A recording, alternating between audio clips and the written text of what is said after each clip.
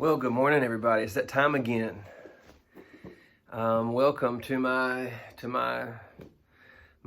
man cave, basement, music studio, prayer room / study. It's where I hang out a lot here, and been sitting here this morning and trying to reflect on everything, on the current events of this last week and what's gone down and where we're headed next. And I don't know where you are, but it's raining here. But we're still playing soccer this morning. And hopefully tonight, I don't know what the weather is. It might be rain tonight, but if it's not, we're going to plan on being together at 6 o'clock at Munson Brothers at our church office downtown. It's the same spot there. Outside, we'll be outside. We'll sing some music and set up and do music, and then talk a little and visit. We'll have communion and prayer, and just all the things that church people do. And it was really great to see everybody last week. I saw some faces I hadn't seen in a while, and it was worth the trip just to be able to visit, to catch up, and so I'm just excited to be back in a consistent pattern of worship. I know that this pandemic has affected everybody, and it's affected people in various degrees. But it's affected church, and not our church, but all churches. I have spoken to several different people in several different contexts, some large churches, some small churches. And what is pretty clear is that it's pretty low, and the church has kind of, as a whole, I mean, and here's the thing, it's nobody's fault. It's not like, I'm not sitting around and blame people, because honestly, it doesn't take much reason to get out of the pattern and go into church. And that's before COVID, you know what I mean? And nobody knows this as much as, people that work and do church on Sundays. It's been wonderful for our family to not have to wake up and scramble and then catch our breath at about 1:30, because that's for 15 years what's happened to us. Is we've always had a commute, and then for the last 8 years we have kids, and my wife doing children's, me doing everything. It's just been hard. And so this season has been really nice for us, and I've heard a lot of people say that. A lot of people with families, especially, just waking up and being able to watch videos and just taking it easy, and maybe getting 3 or 4 different, from different places. A lot of you, my friends who are so awesome, and my mother, I mean, y'all aren't close to our church geographically speaking, so you get to tune in and maybe catch up and watch more than what you get to do, more than what you would have maybe necessarily done. And so there's some benefits and some cool things to this, but I think as a whole, it is troubling, and I don't think it's good for our society.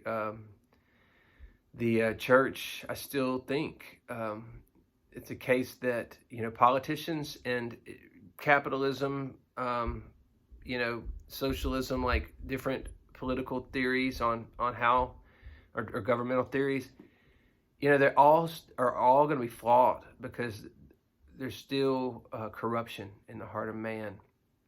And I still believe that the evidence shows that even today, as we watch certain aspects of our society fall apart, as we look at people trying to answer spiritual issues with natural means, it just seems like the world's never needed Christ more, and yet we're being, but we've never had Christ less, at least from a church community perspective, and the body of Christ assembling together. And that's just very, very important. And so I'm proud of us for at least making efforts to try. And I'm thankful that we've had the flexibility and the means to try to do that. And so come on out if you can. There is no substitute for presence. And as we rebuild, and I really think it's kind of going to be for every church, a rebuilding, a rebranding, so to speak. And that's good. That's okay. We need some rebranding, some rebuilding, some adjusting to to deal with the questions of our day. And anyway, just a little housekeeping there. I would like to read for you, or just kind of tell the story that I picked up recently, and some of you have heard this, but in talking about rebuilding and talking about reconsidering what is important, and just try to reestablishing a pattern and a value system for what is helpful and what is necessary for me and for our church. I came across this, and I just felt like God was saying, yes, this right here, if you would want to build on something, you should build on this. And so I just wanted to share it, and I know that last week some people didn't get to hear it, and we talked about this in person. So I'm just going to read and paraphrase this story that we will call the Rabbi's Gift. The story concerns a monastery that had fallen upon hard times. Once upon a time, it had been a great order, but as results of anti-monasticism in the 17th and 18th centuries, and the rise of secularism in the 19th century, all of the branch houses of this monastery were lost, and it had become decimated to the extent that there were only 5 monks living in a decaying mother house, the abbot and 4 others, all over the age of 70. So clearly it was a dying order. In the deep woods surrounding the monastery, there was a little hut that a rabbi from a nearby town occasionally used for a hermitage. Through their many years of prayer and contemplation, the old monks had become a bit psychic, so that they always had a sense when the rabbi would come to his hermitage. The rabbi is in the woods. The rabbi is in the woods again. They would whisper to one another. As the abbot agonized over the imminent death of his order, it occurred to him that maybe he should visit the hermitage and ask the rabbi for some help, some advice, anything that he could offer the monastery. And so the abbot went, and the rabbi welcomed him into his hut. And when the abbot explained the purpose of his visit, the rabbi could only commiserate with him. "I know how it is," he claimed. "The spirit has gone out of the people. It is the same in my town. Almost no one comes to the synagogue anymore." So the old abbot and the old rabbi sat together, and they wept, and they read parts of the Torah and quietly spoke of deep things to each other. And when the time came for the abbot to leave, they embraced each other. "It's been a wonderful thing that we should meet after all these years," the abbot said. "But I still have failed in my purpose of coming here. Is there nothing you can tell me, no piece of advice you could give me that would help save my dying order?" "No, I'm sorry," the rabbi responded. "I have no advice to give you. The only thing I can tell you is that the Messiah is one of you." When the abbot returned to the monastery, his fellow monks gathered all around him and asked about the rabbi and their meeting. "He couldn't help," the abbot said. "We just wept and read the Torah together. The only thing he did say, as I was leaving, it was something that was somewhat cryptic, was that the Messiah is one of us, and I have no idea what he means." In the days and the weeks and months that followed, the old monks pondered this and wondered whether there was any possible significance to the rabbi's words. The Messiah is one of us?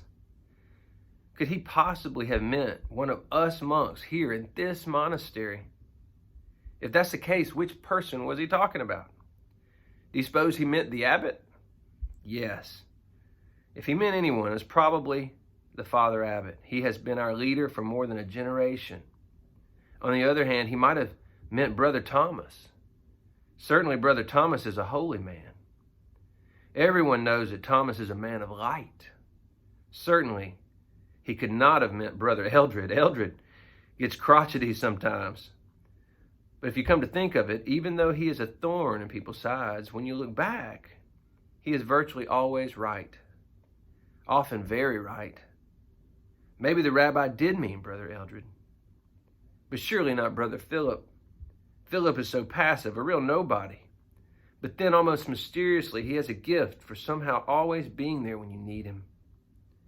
He just magically appears by your side. Maybe Philip is the Messiah. Of course, the rabbi didn't mean me. He could not possibly have meant me. I'm just an ordinary person. Yet supposing he did. Am I the Messiah? Oh God, not me. I couldn't be that much to you, could I? As they contemplated in this manner, the old monks began to treat each other with extraordinary respect on the off chance that one among them might be the Messiah. And on the off chance that each monk himself might be the Messiah, they began to treat themselves with an extraordinary respect.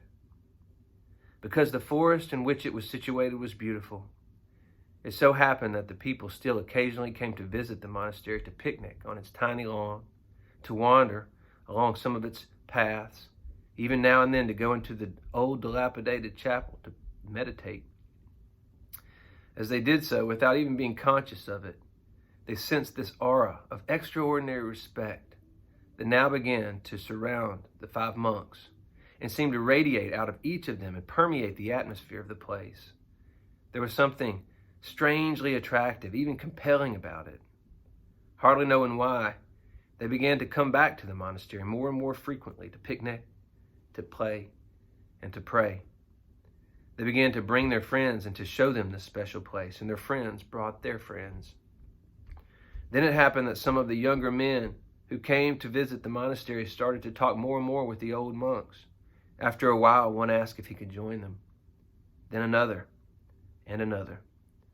So within a few years, the monastery had once again become a thriving order, all thanks to the rabbi's gift. It's my prayer this week that wherever you are, that you would become centered, enthralled with this love of the person in front of you. And not just the person in front of you, whoever they are at whatever time they are there, but the person that is you. I don't see us walking around treating each other with extraordinary respect. I don't see us considering each other's needs more important than our own, or being a servant or a leader to all. I don't see church as a big C church serving and loving and helping the people like it maybe should be. In fact, we might be like these 5 monks that are all but has-beens. But if we started to consider this extraordinary love that's among us and the image of God that we're all created in, and if we would all maybe take on the golden rule to love one another as we want to be loved and to treat one another as we want to be treated, maybe we would rebuild the church in such a way that it would serve the community and it would become relevant again to society, and it would help people, and that they would come and find peace and respite and purpose and a recentering, a reigniting of passion in their life. You know, when I close my eyes, there's not a lot that excites me about church, if I'm really honest. I mean, you know, I've been in it. It takes one to know one, and I know what goes on under the hood of most of them, and people can have a lot of opinions about me. My track record's not been the best. Word, you know. The church track record hasn't been the best. We've made all sorts of mistakes along the years. In fact, Augustine said the church is a whore, and she's also my mother. And so he was even wrestling with the issues of the church in his day. But, you know, we have to fix it. It's ours still. And we have skin in the game. I mean, he says to Peter, on this rock I'll build my church, and the gates of hell will not prevail against it. And whatever you bind on in heaven will be bound on earth, and whatever you loose on in heaven, or earth will be loosed in heaven. He's got this whole language about binding and loosing, and how heaven and earth are somehow attached through what? Through the church.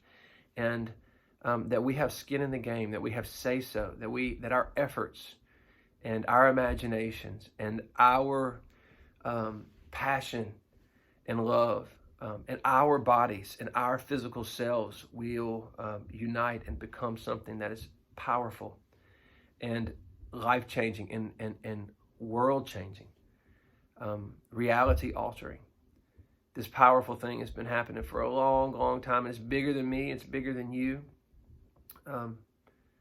And this whole thing may very well be an opportunity for God's church to step forward and to prove itself and to be the bride of Christ, a beautiful, spotless, perfect partner with God.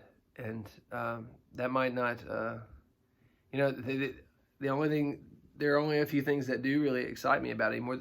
I don't think about music as being exciting to me. I don't think about more songs that sound like pop radio to be more exciting. I don't think that getting in the building would be that, I mean, it'd be fine. I don't imagine sermons and PowerPoints and cute little graphics and bulletins and stuff. I just imagine radical love, and I imagine in a society that gets more and more used to this sort of corporate big whatever, that maybe we would just continue to get smaller and bigger with love, but smaller in focus. There's something very powerful about being present and treating the person in front of you with extraordinary respect. There's something powerful about even slowing down to consider that the person in front of you has been made in the image of God, or if they're the least of these, that Jesus says that you're actually looking at him. And to take those words seriously and to allow that reality to change us, to form us. You know, spiritual realities can really inform us. I mean, just think about this verse that says, since we are surrounded by a great cloud of witnesses, since we are surrounded by such a great cloud of witnesses, well, where are all the cloud of witnesses?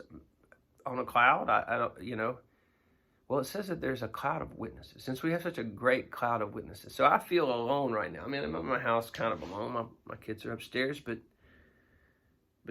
Hebrews says it's a great cloud of witnesses. Somebody's watching.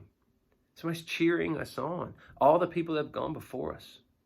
And every bit of blood, sweat, and tears that they ever shed for this cause, we're standing on them. And they're saying, "Bo, come on, man. We've teed you up for this thing. We've teed you up. Hey, don't give up.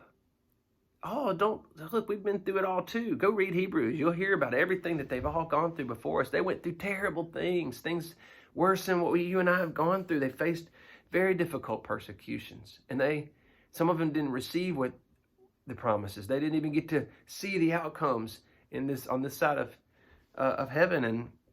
And yet they didn't lose heart. They kept going. We have these people, these witnesses that are saying, no, you got to keep going, right? Like serve your generation, ask the hard questions, be the people of God, be the church. Don't just go to church, be the church. And wherever you go and whatever you do it all for the glory of God, as if you're speaking to God. If you speak, let them speak as if you're speaking the very oracles of God. If you're serving, then serve with all the strength that you can serve that God gives you, and knowing that those things are not in vain. And in fact, Jesus says that even a cup of water given in his name that you'd get a reward for that. That wouldn't be overlooked. And so even the smallest details of our love for one another end up having powerful consequences. And so I want to encourage you today, if you're maybe feeling like these 5 old abbots in the middle of the woods, maybe you feel like ministry's over, or you feel like do I even really believe that this is true anymore? Can I keep going this way? And everything in your world is just being turned upside down, and that's a very scary thing. Trauma, the definition of trauma is that something happens in your life and you don't know what to do with it. You just don't know what to do with it. You don't know where to put it. And so some of these things, a lot of things that have happened to us as a country can be considered traumatic because we don't know what to do with them. We don't know where to stick them. All right, and this stuff is weighing on us. And we've got to do something with it. And I just want to encourage you, wherever you are, that God sees you, he knows you, loves you, or that he knows your name.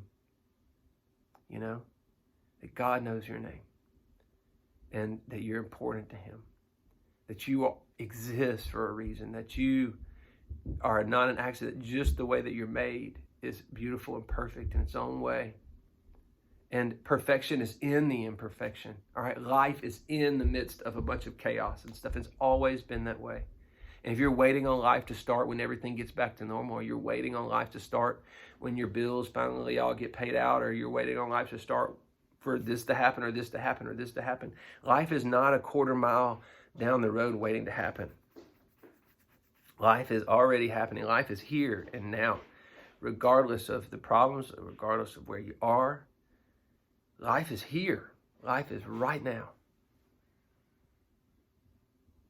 And so find that life. Find that life.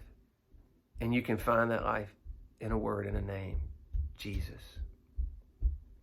Jesus. You know, some of the darkest times in my life, in fact, I've even felt physically choked. I've been in bed before where I felt like heavy spiritual things were choking me. I seriously remember feeling like I was suffocating and sinking in my bed and choking. Something was choking me. And I spoke Jesus. I said, Jesus, Jesus, Jesus. In the name, there's power in the name. It went away like that. It vanished because those spirits are subject to Jesus. He says, all authority has been given unto me in heaven and in earth. And so I say to you, he's commissioning us with his authority. And he says that he gives us this peace that the world can't know, the world can't have. It didn't give it to us. It can't take it away from us. And Paul calls this the peace that surpasses all understanding. What do you mean? Surpasses all understanding. That means we don't even know how it works, but it's powerful and it's there. And we know that it's there. It's powerful. It's beyond us. It's proof that God is with us. The peace that surpasses all understanding, like garrisons us against everything else. God clothes himself in peace. And so things don't affect God. He doesn't change and shift his mind like the winds blowing this way or that way. He doesn't do that. All right? He is in perfect peace. And he says that he will keep you in perfect peace whose heart is stayed on you, on him, because he trusts in him. And so when we focus on Christ, when we focus on doing his will, when we follow him, as he tells his disciples to do, he just says, just follow me. Just follow me. Just follow me. We'll work it out. We'll figure it out. Just come on. We'll figure it out. You just follow him. And the peace of God can guard your heart and your mind. And garrison, it's like a thing that it's like a security thing that nothing can touch, a firewall that nothing can get through. All right. And we don't even understand it, but we know it's there. And we know when we're feeling that peace and when we feel like we have that peace, and we know when we don't. And if you don't feel that peace today, friends, call on the name of Christ. If there's things in the way that are blocking that peace, get rid of those things. I mean, we all wish we could just buy it, or we all wish we could just find the right way to work for it. We all wish that we could just get on the internet and find the right types of websites and get in and have access to these secrets, and we're all looking for an edge over one another. And I think that a lot of us take medicine and just do all these things to sort of get an angle or an edge, and Jesus is just waiting on us. And all of the things that we've ever needed have always been right here. Just a word to be spoken, a prayer to be prayed, one phone call away, one book to open up and to read. Like Dallas Willard always said that the next step in discipleship, what's the next step in doing the next right thing? The next right thing. And so let that be an encouragement to you today. For me, the next right thing, and what I'm trying to do, is I'm trying to treat both myself and every single person I meet with extraordinary respect. With extraordinary respect, because that is not happening in our society. And I think it's breaking God's heart, and it's breaking all of our hearts. And instead of just standing around saying somebody ought to do something about that while we watch the national news, maybe we should start revival with our own hearts and souls in our own closets. And maybe we should straighten up our room before we go out and decide how the world ought to change. So church, listen to the Spirit of God today. Let the Spirit of God guide you. Don't forget that Jesus says you could take my yoke and learn from me because I'm gentle and humble in heart, and you'll find rest for your souls. Don't you want rest? Don't you want peace for your soul in a way that the world can't give it or take it away? You don't get it through worldly means. You get it by being honest with God. And I don't even know that you have to say many right things, as much as a heart that is honest, that comes before God honest. It says a broken and contrite heart he will not despise. He won't turn away. God is a compassionate and loving God, right? And he says his eye is on the sparrow. And Jesus says, and you are worth so much more than a sparrow. If this is how God deals with the sparrows and he deals with the flowers of the field, how much more so does your Heavenly Father want to give good things to those who ask of him? When is the last time you asked God for help? When's the last time you asked God specifically to meet a specific prayer request and then watched with expectancy and waited on that answer? So let's take God seriously, friends. Wherever you are today, would you pray a prayer and say, hey, God, all over again, right now, forgetting what's behind, just press on forward. All over again, God, right now, I just give you all my heart and all my soul, all my mind and all my strength. I just start over here. I just start again. Here it is. And what is that? That's just say, here's myself, and I'm just gonna give that to you. Like, that's what it means to be a living sacrifice. A sacrifice is supposed to be dead. You take a sacrifice, you put on the altar, and you say, this is yours. I just give it away. And Paul says, what? He says, don't be conformed any longer to the pattern of this world, but be transformed by the renewing of your mind. Then you'll be able to test and prove what God's will is, his good, pleasing, and perfect will. This is your spiritual act of worship. This is to be a living sacrifice. So that's us saying, all of me, God. All my heart, soul, mind, and strength, I give it to you again, God. And then maybe tomorrow you wake up and you realize, man, I didn't do very good. Well, you got another day. He says his mercies are new every day. So we start again. Hey, God, I give it to you again, God. All heart, soul, mind, and strength. Here it is again. And if you continue forward with that desire, God is going to meet you. He says, if you seek me, you will find me. If you search for me with all of your heart. All of your heart. That's the requirement. All of your heart. You really want me. Jesus would preach parables and he would say, whoever has ears, let him hear. Well, everybody has ears. He's saying, no. Whoever wants to listen, listen. Whoever wants to listen, listen. In another place, God says, if you draw near to me, I'll draw near to you. And so, friends, could it be that we're being held back by our own affections? Could it be that we've been lied to? And that our idea of success and our idea of ministry and our idea of what is a worldly idea. And no wonder we don't have any peace from it. I want the real stuff. I always have, and I always will. Don't give me some pseudo community. Don't give me some freeze-dried spiritual sayings. Don't give me some axioms from some book that somebody dreamed up somewhere. I want the Spirit of God falling fresh on me. Right? I want the presence of God to be so thick in a room that I could cut it with a knife. And when those moments happen, I live for those moments. And you can't conjure them up. They don't happen all the time, but they happen a lot more when I am in tune, when I'm looking for God. And I think that all that happened in this little story, and this is how I end, is that those guys started looking for God. They started looking for God. Right? And he was right where they left him. So take that, friends. That's all I have to say.